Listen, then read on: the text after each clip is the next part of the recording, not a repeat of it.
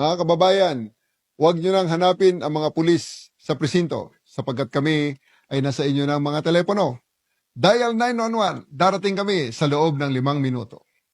Lilingkod sa bawat Pilipino at magbibigay ng tamang impormasyon para sa tahimik at maayos na Pilipinas. Police News Network, alagad ng batas, tagapagtaguyod ng balitang pulis, sandigan ng mamamayan, patnubay ng katotohanan.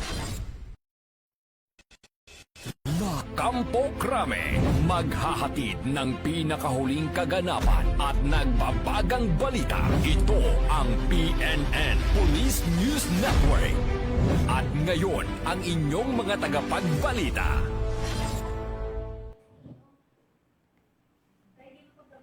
Magandang araw, Bagong Pilipinas. Ako ang inyong alagad ng batas, tagataguyod ng Balitang Pulis. Patrolwoman Mika May Bahiwag mula sa Regional Police Community Affairs and Development Unit, NCR.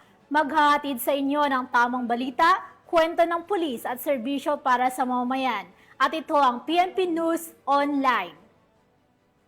Ang pangunahing balita ng Police News Network, alagad ng batas, tagataguyod ng Balitang Pulis.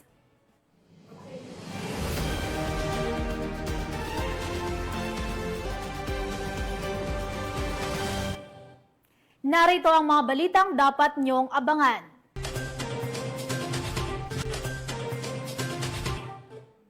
Tatlong suspect nasa kote sa buy-bus operation sa Malate, Manila.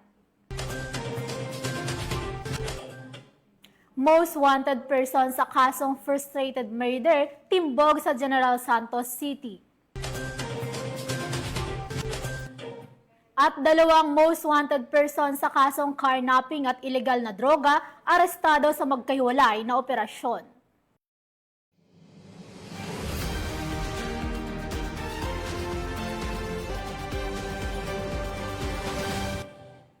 Narito ang mga balitang hatid ng ating PNN correspondents mula sa iba't ibang panig ng bansa.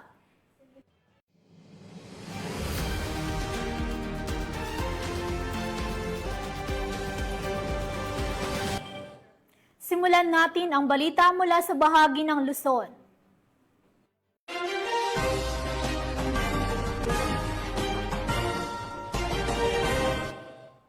Sa magkakahiwalay na operasyon ng mga operatiba, nasa kote ang dalawang most wanted person na may kinakaharap na kasong carnapping at paglabag sa Republic Act 9165 o ang Comprehensive Dangerous Drugs Act of 2002.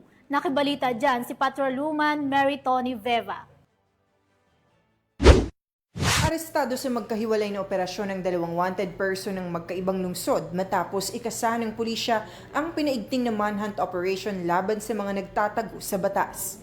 Unang naaresto ang rank 7 most wanted district level na si alias Maria, 26 na taong gulang residente ng lugar kung saan siya naaresto, Barangay Pulang Lupa, 1, Las Piñas City.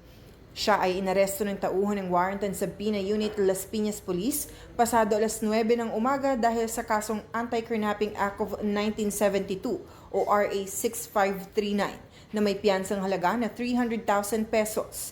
Inisyu ito ni Honorable Judge Maria Ludmila de Pio Lim ng Regional Trial Court, Branch 253. Samantala, nasa kote din ng Muntinlupa City Police Station ng Warrant and Subpoena Unit ang station-level top 10 most wanted na si alias Ernesto, 37 taong gulang, nagtatrabaho bilang truck helper at naninirahan sa Barangay Tunasan, Muntinlupa City kung saan siya naaresto. Inisyu ang kanyang warrant ng Regional Trial Court Branch 207 ni Philip Acosta Aguinaldo, ang presiding judge para sa kasong RA 9165 o ang Comprehensive Dangerous Drugs Act of 2002. Sa ngayon, ang dalawa ay pansamantalang nakadetene sa tanggapan ng Las Piñas at Muntinlupa Police Station para sa kaukulang dokumentasyon habang hinihintay ang pagpapalabas ng commitment order mula sa korte. Mula dito sa Southern Police District, ako ang inyong PNN correspondent, Patrolwoman Mary Tony Veva, alagad ng batas, tagataguyod ng Balitang Pulis.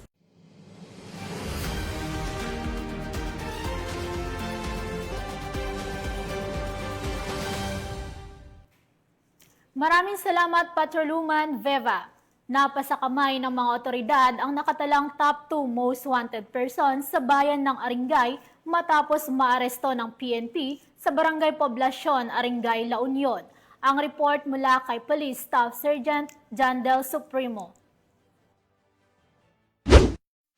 Arestado ng Aringay PNP ang isang top 2 most wanted person sa bayan ng Aringay matapos ang isang matagumpay na operasyon na isinagawa sa Barangay Poblacion, Aringay, La Union. Pinangunahan ng Aringay Municipal Police Station ang operasyon sa ilalim ng Manang Charlie, katuwang ang RID Pro 1, 2nd PMFC, Maritime Law Enforcement Team, PIU at La Union PIDMU. Kinilala ni Police Captain Hener V. De La Cruz, officer in charge ng Aringay Municipal Police Station, ang akusado sa alias na Sandro, 21 anyos, isang mangingisda at residente ng Barangay Santa Rita West ng nasabing bayan.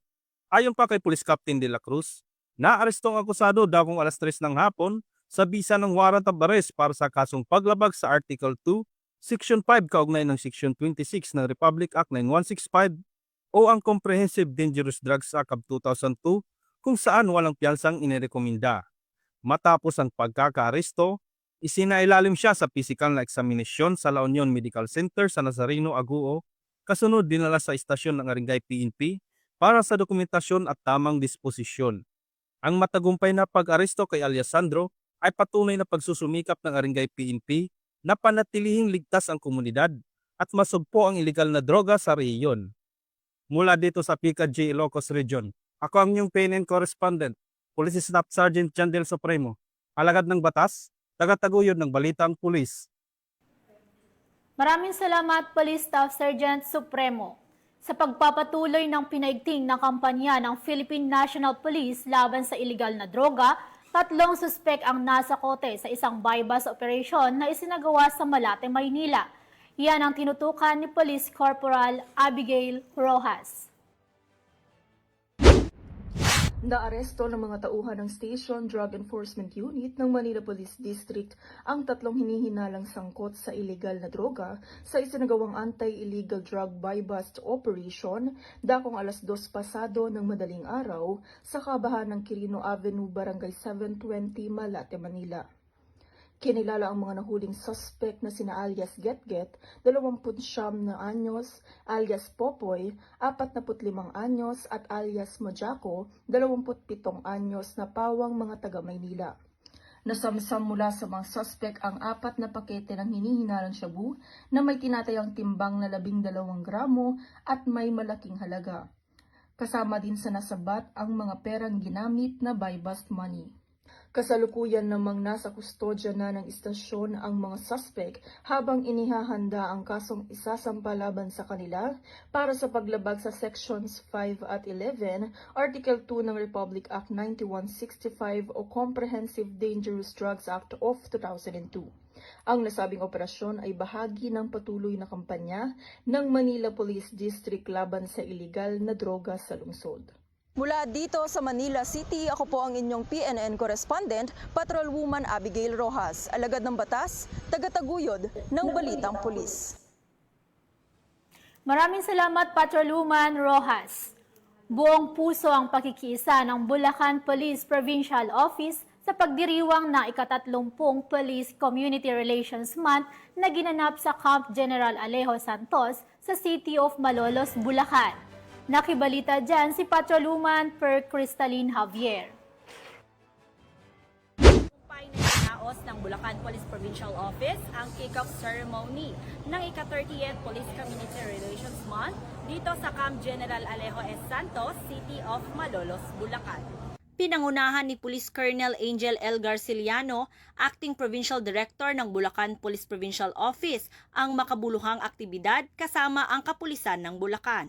Tampok sa programa ang panunumpa ng mga naatasang team leader ng Women Support Network ng Philippine National Police na magsisilbing tagapagtaguyod ng advokasya na manguna, magbigay lakas at magsulong ng karapatan ng kababaihan. Layunin din nitong higit pang palakasin ang ugnayan at pagtutulungan sa pagitan ng pulisya at mamamayan. sa pamamagitan ng iba't ibang aktibidad at programa ng kapulisan na pagtitibay ang tiwala ng publiko at nahihikayat ang mas aktibong partisipasyon ng komunidad sa pagpapanatili ng kaayusan. Patuloy ang pambansang pulisya sa pagpapatupad ng mga inisyatibang naglalayong mapanatili ang kapayapaan sa buong lalawigan. Kasabay nito, ang kanilang tuloy-tuloy na kampanya laban sa kriminalidad at iba pang banta sa seguridad bilang bahagi ng pangakong maghatid ng serbisyong tapat, makatao at may malasakit.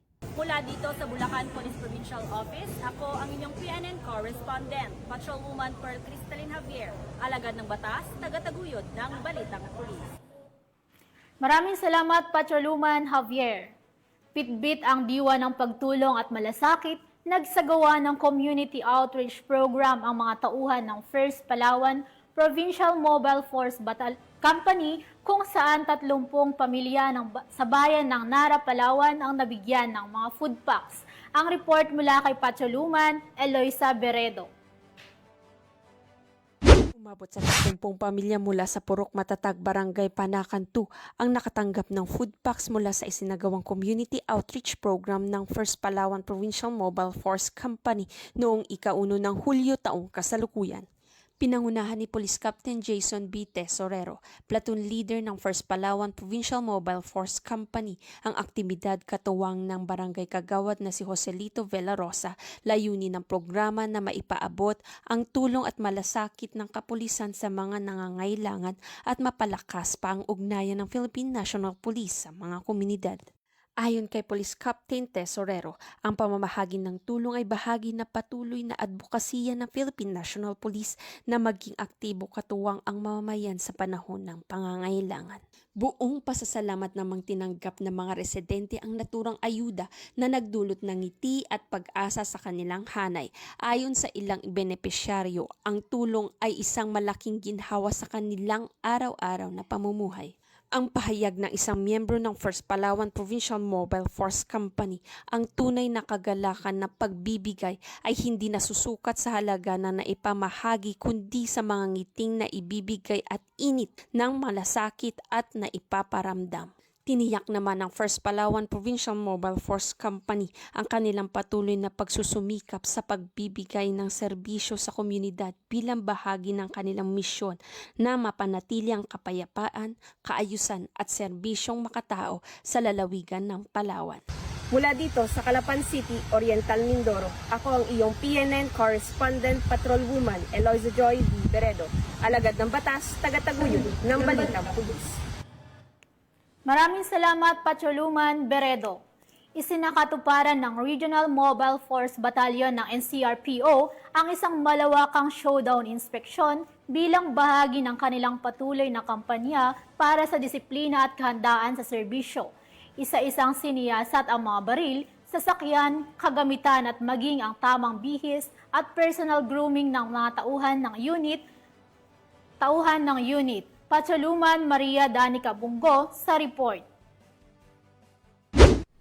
Sinagawa ng Regional Mobile Force Battalion ng NCRPO ang matagumpay na showdown inspection sa NCRPO Grandstand Camp Bagong Diwa, Bikutan, Taguig City upang suriin ang lahat ng baril at kagamitan ng mga pulis. Pinangunahan ito ni Force Commander Police Colonel Celso M. Rodriguez kasama ang mga opisyalis ng RMFB bilang bahagi ng kanilang hakbang upang matiyak na laging handa at ligtas ang gamit ng kapulisan. Sa nasabing inspeksyon, maingat na tiningnan ang kondisyon ng mga baril, sinuri at tiniyak na kumpleto ang bala at iba pang kagamitan. Kasama rin sa pagsusuri ang mga sasakyan at ang tamang bihis ng mga pulis. Ayon kay Police Colonel Rodriguez, mahalaga ang ganitong inspeksyon para sa patuloy na kahandaan ng RMFB sa anumang oras. Dapat siguraduhin nating maayos ang gamit para maayos din ang serbisyo natin sa komunidad. Nakita ko ang pangangailangan ng NCRPO pagdating sa logistics. Ngayon, umaga, muli, palakpakan natin sarili natin. Bahagi ang aktibidad na ito ng pagtupad ng 5-minute response time na itinataguyod ng PNP Chief Police General Nicolas D. Torre III. Gayon din ang 5 guiding principles ni Police Major General Anthony A. Abirin, Regional Director ng NCRPO. Ang mga prinsipyong ito ay naglalayong tiyakin na ang RMFB ay able, active at allied para sa taong bayan. Pinatutunayan nito ng patuloy na pagsisikap ng RMFB-NCRPO na protektahan ang komunidad at mapanatili ang maayos na serbisyo publiko. Mula po dito sa NCRPO Grandstand, Camp Bagong Diwa, Lower Bicutan, Taguig City. Kami po ang inyong Police News Network Correspondent, Patrolwoman Maria Danica Bacal Subungo. At Patrolwoman Ronalyn Tagiak. Alagad ng batas, tagataguyod ng Balitang Pulis. Maraming salamat, Patrolwoman Bongo. Masaya, makabuluhan at puno ng aral. Yan ang hatid ng Learn and Play with Aling Police Everywhere. Isang espesyal na araw na inorganisa ng PNP Women and Children Protection Center para sa mga piling mag-aaral ng P. Bernardo Elementary School sa Quezon City. Yan ang magandang balitang hatid ni Patrolwoman Sana Rose Luna. Play Day with Aling Police Everywhere. Ito ang tema na handog ng mga kapulisan ng Women and Children Protection Center o WCPC sa mga batang kindergarten nitong Miyerkules sa Camp Crame, Quezon City. Sa pamumuno ni Police Brigadier General Portia B. Manalad, hepe ng WCPC, kasama ang mga tauhan ng Anti-Violence Against Women and Children Division sa pangunguna ni Police Lieutenant Colonel Andre Didi C. Abella, ay matagumpay na nairaos ang nasabing aktibidad na kinabibilangan ng mga batang mag-aaral ng kindergarten, edad 4 hanggang 6 na taong gulang kasama ang kanilang mga magulang at guro mula sa paaralan ng P. Bernardo Elementary School. Ang layunin ng nasabing aktibidad ay mas mapaigting ang ugnayan ng kapulisan sa publiko at magsagawa ng interactive activities na mas magpapalapit sa mga mamamayan, lalo na sa mga bata, kung kaya't nagsagawa ng isang educational tour sa PNP Museum. Kasunod nito ang masaya at aktibong pakikilahok ng mga bata kasama ng kanilang magulang at guro sa inihandang activities ng mga kapulisan na ginanap sa New WCPC building. Naghandog din ng regalo at munting salo-salo ang mga tauhan ng WCPC para sa mga batang mag-aaral. Samantala, nagbahagi naman ng mensahe at pasasalamat ang hepe ng WCPC para sa mga bata, magulang at guro na dumalo sa nasabing aktibidad. Ay, galing naman sa school ha. Tapos behave tayo. Nakikinig ba kayo kila mama at saka kay papa? Pag may problema po, tawagan niyo po kami sa police. Pupunta po kami sa inyo. Anytime po na gusto niyo kaming pamingin. Nandito po sa mga ipamimigay namin yung mga telephone numbers namin, yung aming Facebook account. Ibinigay po kailangan ninyong kausap para sa pangangalaga at pagprotekta sa ating mga anak. Ang tanggapan ng Women and Children Protection Center ay bukas at laging handang tumulong sa mga kababaihan at kabataan kasabay ng pababalik eskwela nitong nagdaang buwan ng Hunyo. At kung may nais kayong isumbong kay Aling Pulis, maaari kayong tumawag o mag-chat sa aming WCPC helpline.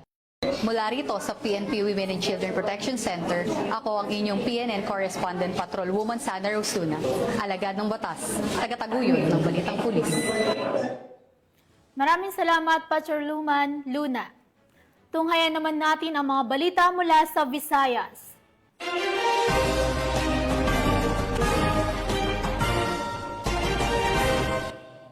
Isinagawa ang isang makabuluhang ceremonial presentation ng mga bagong kagamitan sa Police Regional Office 7 bilang bahagi ng patuloy na pagpapalakas ng kapasidad at kahandaan ng kapulisan sa rehiyon. Nakatutok dyan si Patrolwoman Annalyn Canoog.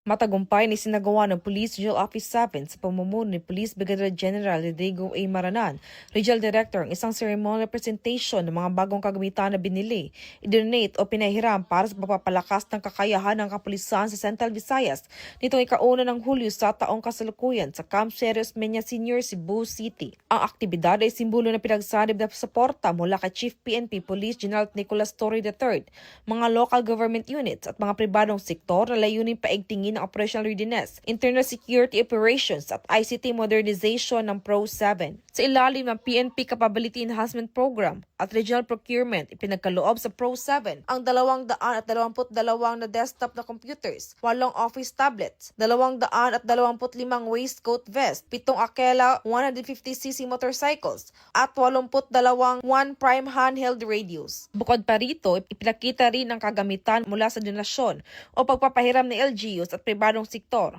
kabilang isang Mitsubishi Triton pickup, isang Toyota Hilux, isang 4x4 Toyota Hilux, isang Suzuki LTV, 4 na Benelli motorcycles, 6 na Honda CF 150cc motorcycles, 2 Honda ADV motorcycles, 30 bicycles, at 28 handheld radios. Malaki ang maitutulong ng mga ito sa pagpapalawak ng mobility at communication reach ng Pro-7, lalo na sa mga geographical isolated at disadvantaged areas at mga high-priority operational zones. Patuloy ang Police Regional Office 7 sa pagsasagawa ng mga hakbang upang mapaunlad ang kapasidad nito sa larangan ng seguridad, serbisyo at pakikipagtulungan sa komunidad. Mula dito sa Central Visayas, ako ang inyong Police News Network Correspondent, Patrolwoman Annalyn N. Canoog, alagad ng batas, tagataguyod ng Balitang Pulis. Maraming salamat, Patrolwoman Canoog. Narito naman ang mga balita mula sa bahagi ng Mindanao.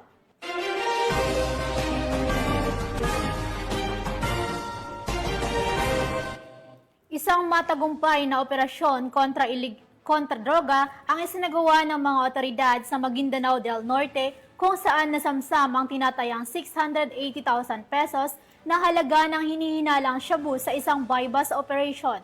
Patrolwoman Maria Senyora Agbuyas sa balita. Isang high-value target sa ikinasang buy-bust operation at nasamsamang tinatayang 680,000 halaga ng shabu sa barangay Dalumang Cove, Sultan Kudarat, Maguindanao del Norte nito lamang ika-1 ng Hulyo taong kasalukuyan. Kinilala ni Police Brigadier General Jason C. D. Guzman, Regional Director ng ProBar, ang naarestong sospek na si alias Raha, 35 anyos, may asawa at residente ng barangay Simsiman, Pigcawian, Cotabato. Ayon sa ulat ng Police Drug Enforcement Group Special Operations Unit 15, nasamsam mula sa sospek ang tinatayang 100 gramo ng hinihinalang shabu na tinatayang nagkakahalagang 680,000, buy-bust money at isang motorsiklong Motorstar na ginamit sa transaksyon. Samantala, nasa kustodiya ng Sultan Kudarat Municipal Police Station ang sospek at nahaharap sa kasong paglabag sa Republic Act 9165 o Comprehensive Dangerous Drugs Act of 2002. Ayon kay Police Brigadier General De Guzman, ang matagumpay na operasyon ay bahagi ng pinaigting ng kampanya ng ProBar, katuwang ang iba pang ahensya ng pamahalaan laban sa iligal na droga sa rehiyon ng Bangsamoro. Mula rito sa rehiyon ng Bangsamoro, ako ang inyong Police News Network Correspondent, Patrolwoman Maria Senyora Agbuya, alagad ng batas, tagataguyod ng Balitang Pulis. Maraming salamat, Patrolwoman Agbuya. Mahigit 300,000 pisong halaga ng shabu ang nakumpiska ng mga operatiba ng pulisya sa isinagawang buy-bust operation sa Cagayan de Oro, Misamis Oriental. Ang kabuuang balita mula kay Patrolwoman Danessa Verdos. Ano yung gamit sa kapalit? Nakumpiska ng Cagayan de Oro City PNP ang 340,000 pesos halaga ng hinihinalang shabu sa kanasang buy-bust operation sa San Lazaro, Barangay Lapasan, Cagayan de Oro City, Misamis Oriental. Ang naturang operasyon ay pinangunahan ng PNP Drug Enforcement Group Special Operation 10. Kinilala ang suspect na si alias Jel, 26 na taong gulang, lalaki at residente ng Tagoloan, Misamis Oriental. May imbang. Isa lang. Yun ang imbang. Nakumpiska mula sa suspect ang 50 na gramo na hinihinalang shabu na may standard drug price na 340,000 pesos, isang 1,000 peso bill na ginamit bilang buy-bust money at iba pang mga non-drug items. Ang suspect ay naharap sa kasong paglabag sa RA 9165 o Comprehensive Dangerous Drugs Act of 2002. Mula dito sa Camp Capistrano, Gusa, Cagayan de Oro City, ako ang inyong Police News Network correspondent, Patrolwoman Danasa Berdos, alagad ng batas, tagataguyod ng balitang pulis. Maraming salamat, Patrolwoman Berdos. Hindi na nakapalag pa ang isang high-value individual matapos madakip sa isinagawang bypass operation ng mga otoridad sa Davao City. Alamin ang detalye ng report mula kay Patrolwoman Aldin Cañazares. Value individual sa illegal drug trade ang naaresto ng mga otoridad sa isinagawang bypass operation ng Bahada Police Station dakong 1:57 ng madaling araw noong Hulyo 2, taong kasalukuyan sa Bango Street, Barangay Wilfredo Aquino, Agdao, Davao City. Ayon kay Police Major Mark Anthony C. Igos, Acting Station Commander ng Bahada Police Station, kinilala ang suspect bilang si alias Tantan, 38 taong gulang, binata, at isang residente ng Barangay Bangkas Heights, Davao City na tubong batasan makilala North Cotabato. Nasamsam sa operasyon ang humigit kumulang 6 gramo ng hininalang shabu na nagkakahalaga ng tinatayang 40,800 pesos. Sa kasalukuyan, nasa kustudiya na ng Bahada Police Station ang suspect at ang mga nakuhang ebidensya para sa medical examination at pagsasampa ng kasong paglabag sa Section 5 at Section 11 ng Article 2 ng Republic Act 9165 o Comprehensive Dangerous Drugs Act of 2002. Ang pagkakadakip kay alias Tantan ay patunay na patuloy na dedikasyon ng kapulisan sa kampanya laban sa ilegal na droga sa lungsod ng Davao. Sa tulong ng mangsusing intelligence work, koordinasyon sa PDEA, at determinasyon ng mga operatiba ng Bahada Police Station, muling napatunayan na walang puwang sa lipunan ang mga nagpapakalat ng ipinagbabawal na gamot. Mula dito sa Police Regional Office 11, ako ang inyong PNN correspondent, Patrolwoman Aldin Cañazares, alagad ng batas, tagataguyod ng balitang pulis. Maraming salamat, Patrolwoman Cañazares. Kulungan ang bagsak ng top 6 provincial most wanted person nang arestuhin ito ng mga otoridad dahil sa kasong frustrated murder sa General Santos City. Nakatutok dyan si Patrolwoman Brilin Jean Cabonilas. Ng mga operatiba ang tinagurang top 6 provincial most wanted person sa kaso nitong frustrated murder sa ikinasang warrant of arrest operation sa Purok 8, Lanton, Barangay Apupong, General Santos City. Lamang ika-2 ng Hulyo 2025. Kinilala ni Police Major Wesley P. Matiliano, Station Commander ng Station 5, General Santos City Police Office, ang naarestong suspect na si alias Adlaw, 41 anyos at may asawa, residente ng nasabing lugar. Bandang alas 8:40 ng gabi, ikinasa ng mga tauhan ng Police Station 5, General Santos City Police Office, kasama ang Sarangani Provincial Mobile Force Company, Sarangani Provincial Police Office, ang warrant of arrest para sa suspect. Matagumpay na nadakip ang suspect sa kanyang kasong frustrated murder na may rekomendadong piyansa na 200,000. Kasalukuyang nasa kustodiya na ng Police Station 5, General Santos City Police Office ang naaresto para sa tamang disposisyon. Ang matagumpay na joint operation na ito ay nagpapakita ng dedikasyon ng mga pulis na mahuli ang mga taong may nakabinbin na kaso upang mapanagot sa batas at mabigyan ng hustisya ang mga naging biktima ng krimen. Mula dito sa Regional Office 12, ako po ang inyong PNN correspondent, Patrolwoman Brilin Jean Cabonilas, alagad ng batas, tagataguyod ng balitang pulis. Maraming salamat, Patrolwoman Cabonilas. At yan ang mga balitang nakalap ng ating PNN correspondents mula Luzon, Visayas at Mindanao. Sa ngalan ng pamunuan ng Philippine National Police, sa pangunguna ni PNP Chief Police General Nicolas Torre III at sa pamumuno ni President Ferdinand Bongbong Marcos Jr., kami ay maglilingkod sa bawat Pilipino at magbibigay ng tama at balanseng balita. At huwag nyo nang hanapin ang mga pulis sa mga presinto sapagkat kami ay nasa inyo ng mga telepono. Dial 911, darating kami sa loob ng 5 minuto. Dahil sa bagong Pilipinas, ang gusto ng pulis, ligtas ka. Mula rito sa tanggapan ng tagapag-ugnay ng Pambansang Pulisya, ako ang inyong alagad ng batas, tagataguyod ng Balitang Pulis, Patrolwoman Mika May Bahiwag mula sa Regional Police Community Affairs and Development Unit NCR. Paghahatid ng tamang balita, kwento ng pulis at serbisyo para sa mamamayan. At ito ang PNP News Online, ang paunahing balita ng Police News Network.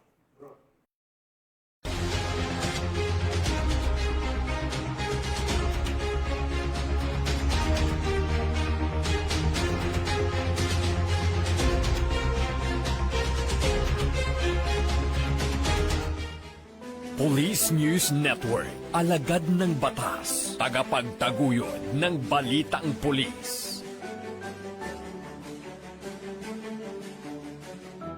Mga kababayan, huwag nyo nang hanapin ang mga pulis sa presinto sapagkat kami ay nasa inyo ng mga telepono. Dial 911, darating kami sa loob ng 5 minuto.